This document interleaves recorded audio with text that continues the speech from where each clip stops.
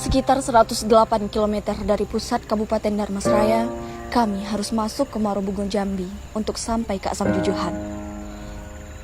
Awaludin adalah pejuang pertama yang disebut namanya saat pertama kali kami sampai. Dia seorang petani dan juga merangkap sebagai aktivis di Nagari Lubuk Besar, salah satu nagari di Kecamatan Asam Jujuhan.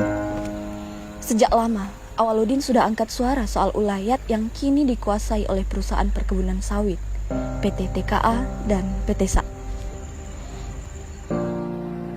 Kalau menurut pandangan kami bahwa keberadaan perusahaan ini telah menyalahi daripada ketentuan perundangan yang ada.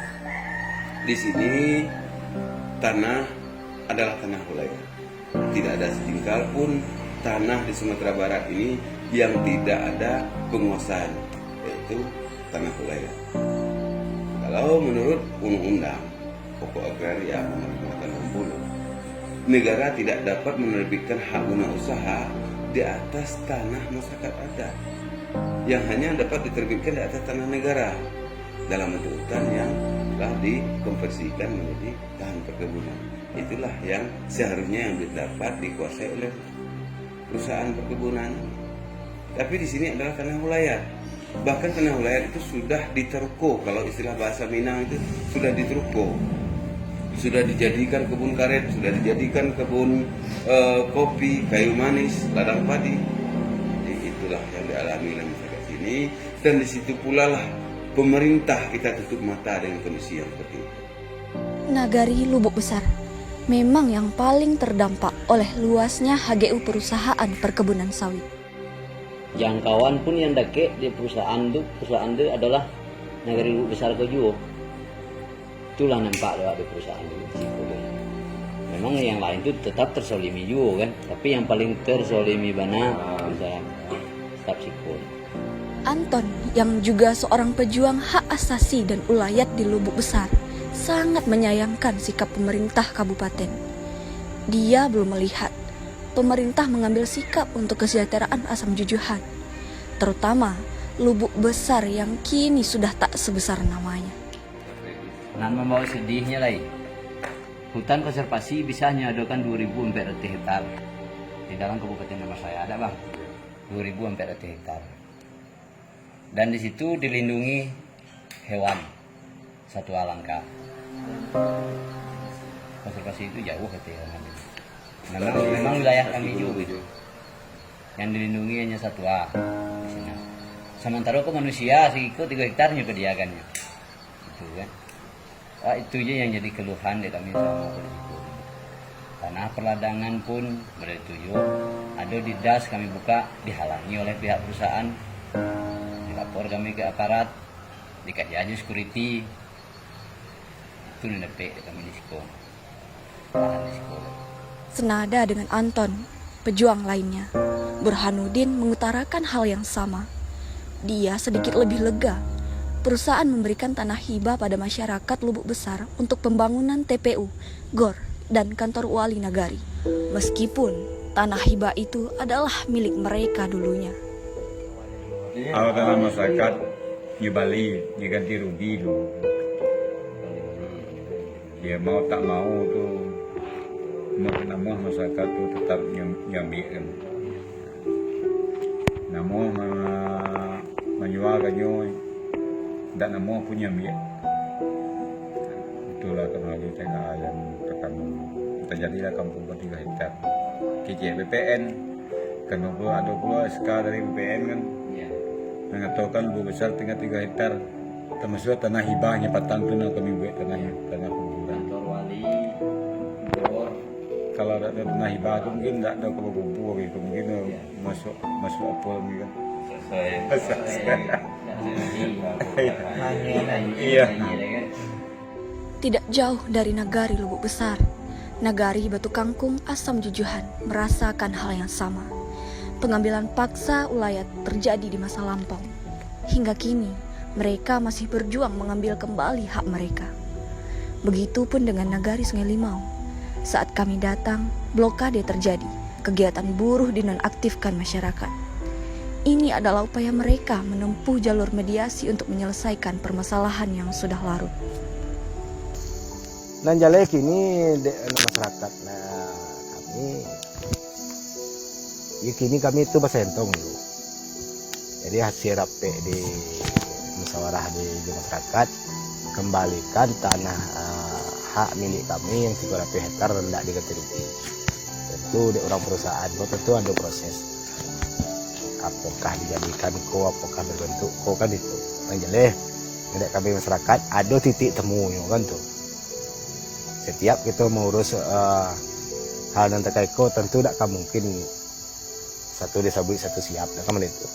Tentu ada prosesnya. Cuman kami tunggu kini proses itu nandak do. Maka sampailah pemblokan mereka. Kalau kini kami jujur kami alun masuk ke dalam pemerintahan. Kami masuk agak trauma kami. Sebab ya dulu pernah kami mengajukan seperti lawak sabit tadi pernah pertemuan di kantor bupati, bahkan kami pernah bersobok jo DPR. Jadi nampaknya tidak ada keputusan dan disah dan kami pacik untuk kami bawa pulang untuk kami lapor ke masyarakat.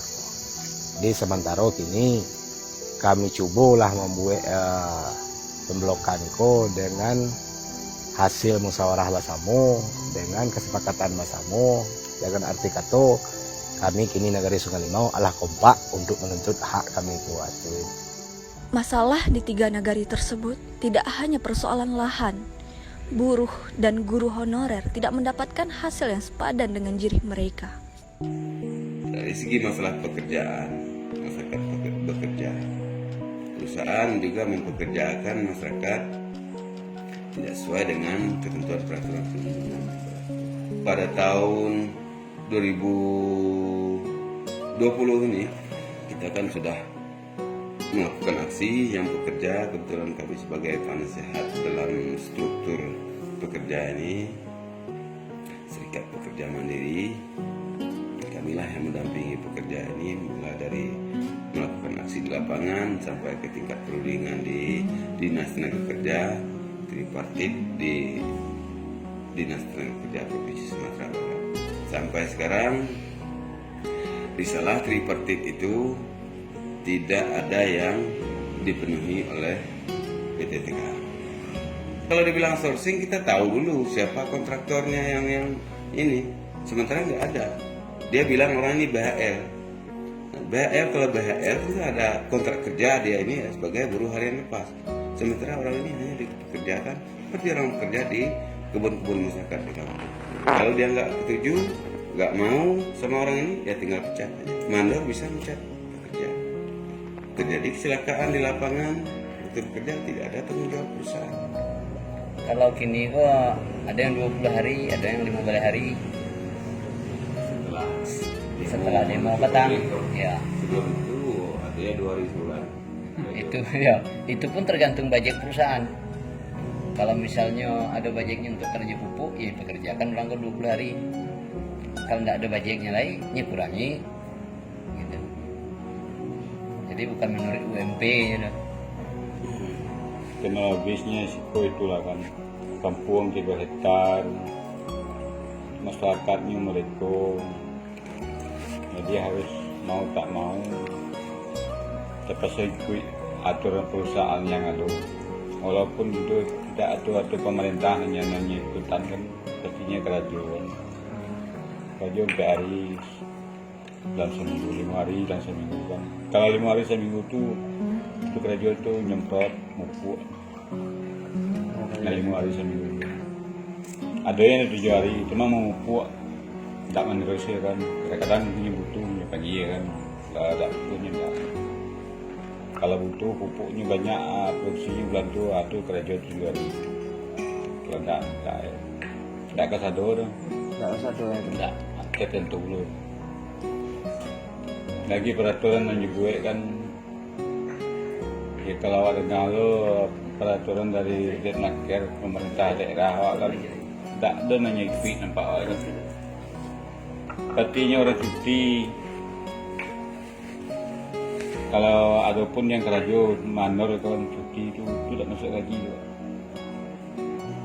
Tak cuti, tapi gaji tak masuk. Biasanya kalau orang cuti gaji kan masuk kan. Kan tak ada. Itu lupa ngomong dalam aku dulu dalam pertemuan. Buat cuti tak juga gaji. Ya, kalau kerugian yang lain lah umpamunya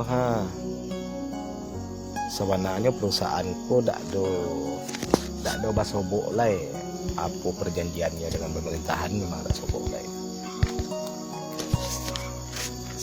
Di segi tenaga kerja lah itu loh sebenarnya diwajibkan gitu memayoritaskan penduduk sekitar kan. Katanya tahu kini itu nama sobok.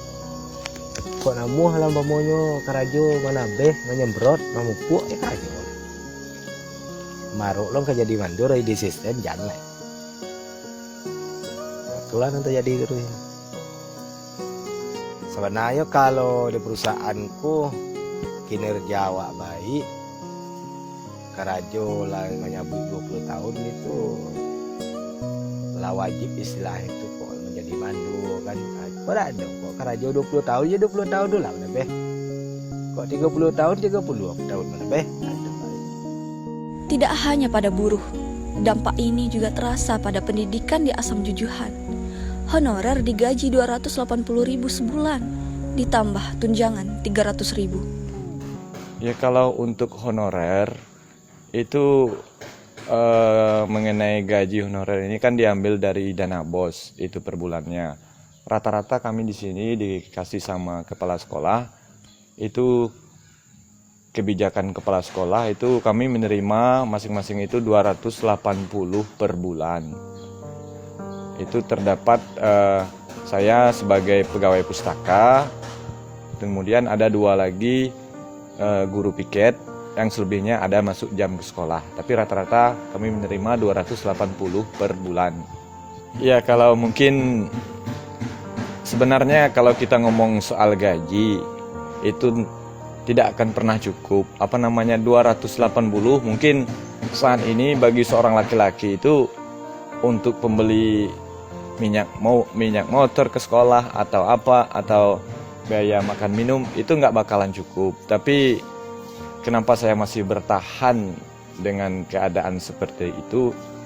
Niat saya cuma satu. Pertama, karena yang sekolah di SMP 1 Asam Jujuhan ini anak atau penakan itu menjadi tanggung jawab saya untuk mengenai pendidikannya gitu.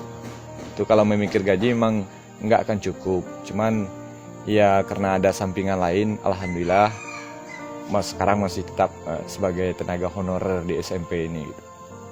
CSR perusahaan ini tidak transparan. CSR ini kan ada kalkulasinya berapa dan kemana. Nah, sementara untuk PT TKA, CSR PT TKA ini banyak dialokasikan kepada yayasan milik PT TKA sendiri. Ada yayasan pendidikan di TKA itu, CSR yang untuk masyarakat tempatan sini yang dialokasikan itu. Terus kalau untuk dialokasikan ke tempat, misalnya pembangunan masjid atau musola yang ada di masyarakat, terus pembangunan jalan, itu ada nggak Pak? Oh, itu kan harus melalui proposal. Seolah tidak ada hak kita selama ini. Kita minta ke perusahaan dulu melalui proposal. Nah, nanti dicatlah melalui CSR ini. Jadi masyarakat, kalau yang pekerja ini, dulu tanah kita dirampas, sekarang kita bekerja data tanah kita sendiri, kita diperbudak data tanah kita sendiri. Jadi sebenarnya harapan kami kepada pemerintah, betul, justru kepada pemerintah ini sebenarnya kita berharap. Harapan kami pemerintah konsisten menjalankan aturan yang ada. Kami tidak minta bantu dengan pemerintah, tapi pemerintah jalankanlah aturan yang ada. Kalau seandainya masyarakat salah, ya silakan masyarakat ini mungkin tidak mendapatkan hak. Tapi kalau masyarakat ini benar, tolong berikan hak.